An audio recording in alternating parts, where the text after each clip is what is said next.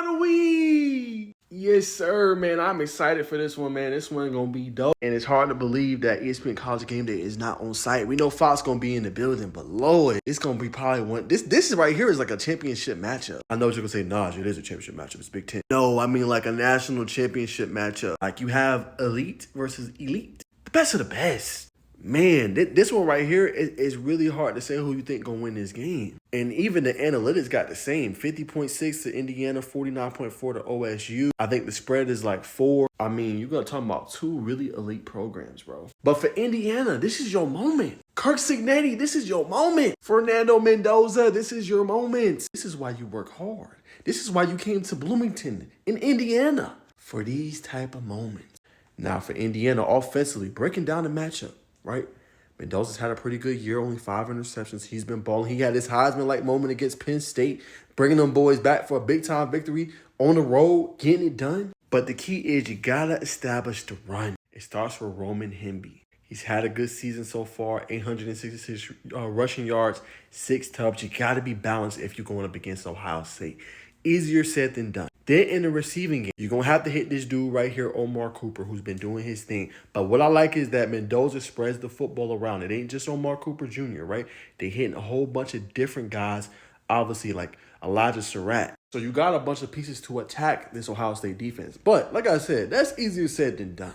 They got dogs when we look at them. So how do you really attack a defense that is so fast laterally? They play in the A and B gaps well. The coverages, they run exotic blitzes and coverages.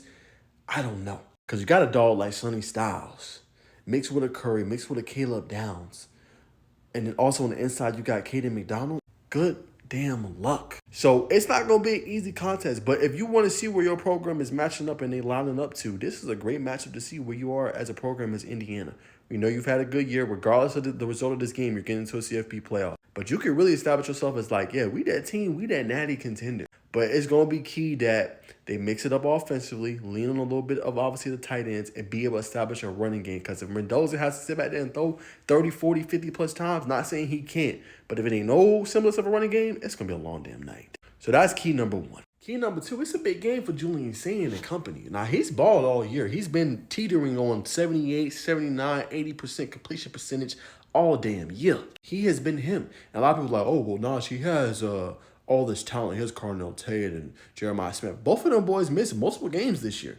And he still led them boys offensively, right? Now, they ain't just Julian Sand. They got Bo Jackson. And Bo Jackson is a stud, right? And that's what's made them so good because they got 2 running backs they get a ball to and they gonna cook. They gonna do their thing and they gonna slice and dice you.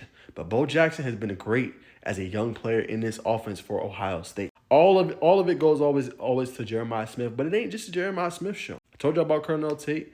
I told you about some of them tight ends, and I told you about Bo Jackson. But the key is this is a bright spot for Julian Sand, who's had a great season with 30-plus touchdowns. Will the lights be too bright? Right? Now, look, the first game of the season, right, he didn't have his best game, but he did what he was supposed to do. It feels like the maturation process for Julian Sand has continued to move up, and move up. He's continued to take what the defense has given him all year long. Now, I believe in Julian Sand. I think this is a game he can show the whole country that he is him. He's that dude. He's that one. And what better way than to beat Indiana? So it's going to be an interesting game for them. Indiana also has a very good defense, right, led by Elijah Hardy. He's only a sophomore from Lakeland, Florida. He's been balling this year. 77 tackles, 7, obviously, sacks this year. He's been balling out. And the speed on the defense for Indiana has been something to watch this season. They can get after you, and they can really shut you down, you know what I'm saying, if you're not careful. So the key is going to be the turnovers.